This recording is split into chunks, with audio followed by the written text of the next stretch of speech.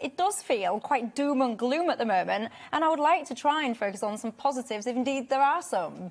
Well, I think there are some positives about this discussion, actually. I think if you think about the economic discussion over recent years, then it's often been about financial markets or quantitative easing or interest rates or whatever.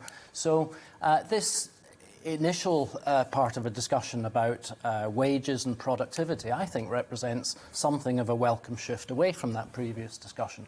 The problem, I think, becomes when you look at the solutions that are being suggested. And I think the Conservative Party conference this week has been a case in point, because I noted last week that The Spectator, which is obviously to the Conservative end of things, its pre-conference article said the Tories are running on empty. They've no ideas and no real no real understanding of how it is that they can conquer some of these problems. And I think that was very much true of the conference. There's a distinct lack of ideas, because when it comes to things like productivity, which I think is a very important discussion, because raising productive output in the economy and society is one of the ways of increasing wages, I think that the discussion becomes too narrow. I think there's not enough discussion about the type of research that we need to do, about the type of innovation that we need, and about, to be honest, the type of risk-taking, the risk-taking mentality that we need to adopt as a society in order to be able to achieve these things.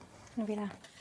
Well, I couldn't agree with Alistair's anymore with his analysis on Boris Johnson and the speech he made at the Tory party conference, so much so that he was criticised for being economically illiterate, and the lack of substance was very clear for everybody to see. And I think the main criticism of weak politicians is that they can make pledges, but they really don't know how to apply these pledges in the real world. And politics has a lot more to do with economics than just bland platitudes about reducing poverty. And that's certainly a feeling that the current Tory government lacks expertise in numerous areas, including economics. And I think certainly Boris Johnson is a very entertaining individual, but you wouldn't necessarily trust him with one of the largest economies in the world. And yes, Rishi Sunak appears to be very bright and indeed very accomplished. But again, I think the criticism that's